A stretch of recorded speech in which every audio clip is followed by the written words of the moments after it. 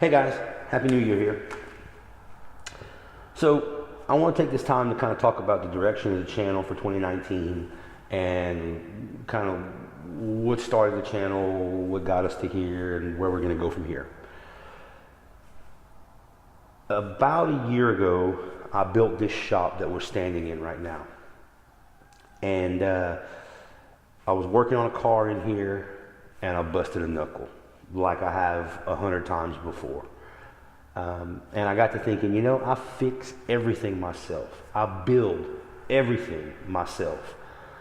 From fences to water softener installs to pool heaters to vehicle alignments. I just about do everything myself if I have the time to do it. And most of the time when I do it, I'm making do with the tools that I have. And I just got fed up with that. You know, my knuckles bleeding, I'm sitting there and I just got fed up with that. I said, you know what?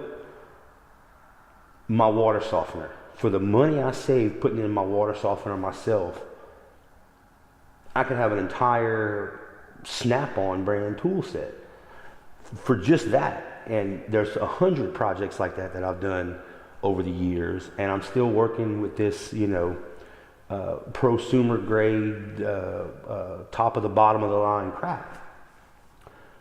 So I started watching tool review videos, and I saw some things that were good and some things that were lacking. And I also, at that point, realized, you know what, I cuss too much. So I said, hey, how about we start a YouTube channel? We do some tool reviews, and obviously the more cussing you do, if you want to do a clean channel, the more editing you have to do. So this will maybe train me to not use so many bad words. Great. So I started the channel. And you know what? I liked it. And I seem to be getting better at it. At the time of recording this video, I'm not yet to 50 subscribers, which is pitiful by YouTube standards. But let me tell you what. Over the past month, I've gained 8 subscribers, which is a faster growth rate than I've ever seen before. My viewing minutes is triple what it was any other month. So people are getting interested a little bit. So I'm liking making YouTube videos. I'm liking spending more time in the shop.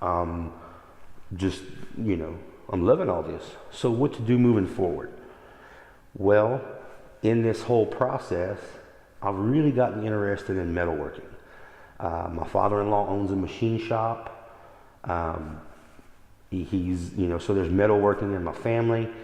And I watch some YouTube videos, and some of the content that interests me the most is metalworking oriented content. Welding stuff, blacksmithing stuff, that kind of stuff. And I'll name some of the channels I like in the description of this video, so you know, you can see what kind of stuff I watch. But anyhow, so that led us to where we are today. I am in the process, it's a slow going process, of finishing a welding table. That's what's back there. And that frame was a ramp for a portable shed. My father-in-law's shed needed a bigger ramp, so I built him a bigger ramp, and I took this deal here and used it for the frame of a welding table. It was built on a jig, so it's not really super square, and you know, not the best fabrication on the frame. So the way I actually built it was to use the plate as the square piece. And that's a 3/8 inch piece of plate, so that's a heavy table.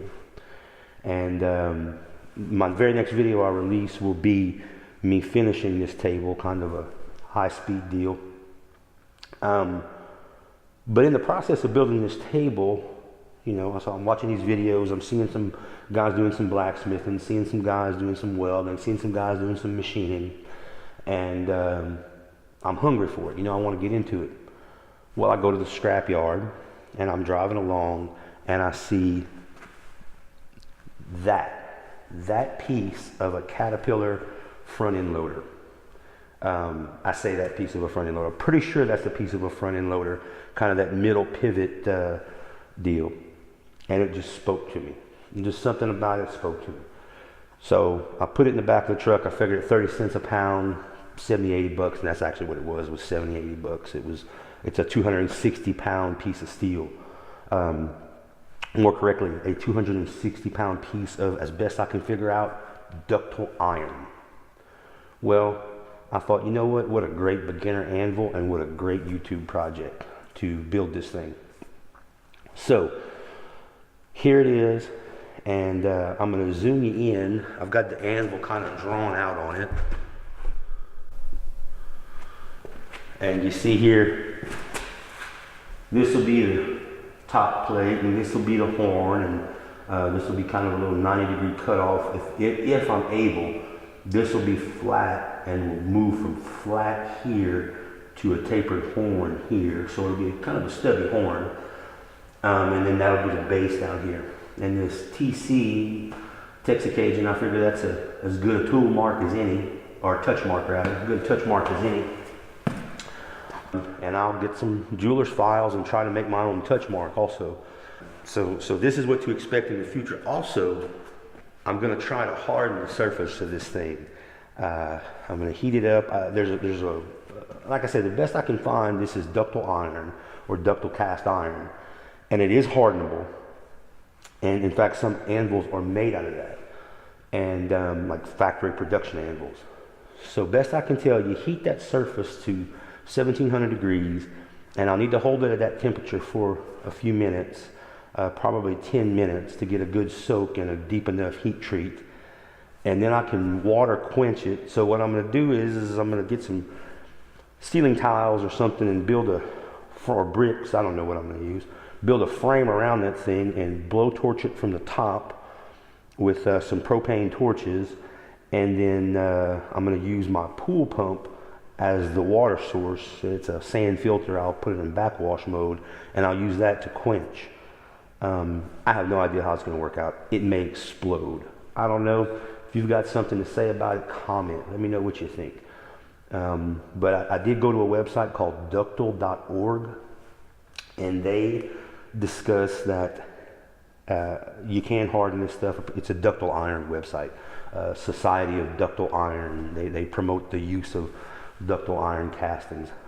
Strange website, but it had good information. And that's where I got the 1750. Apparently, to heat treat this thing all the way through, I'd have to hold it at 1750 for like 4 or 5 hours and then quench it. I'm not going to do that. Besides, all I need hard is the top. And even then, I've beat it with a hammer, and it does dent. It does not chip. I've tried to chip it. It doesn't chip. Let me see if I can zoom you in on this. I've welded on it. It does create a porous weld when it's cold, but when it's hot, you see this welded corner here? I've taken a chisel and tried to knock that off and chip that and beat on it pretty hard with a 4-pound hammer, and I can't get it to budge. So it takes a weld. It's supposedly ductile iron. It's hardenable, supposedly. I think it's going to work. I think it'll make a great first anvil. And anyhow, I guess we'll see how it works out. So that's what to expect in 2019, is kind of this channel to evolve into a lot more metalworking. Now that said, I've still got plenty of tool reviews to do, plenty of hand tools, plenty of power tools, even some bigger stuff coming in the future to review. I think it's going to be exciting, guys. If you're new to this channel, this is your first time clicking and you're still watching, by all means, look at some other videos, see if there's anything in this this deal that you're interested in. If so, please subscribe. I'd like to have you on the journey with me here as we go through this stuff. Anyhow, thanks YouTube. Happy 2019. Hope everything you want to happen this year happens for you. And I'm going to get to work.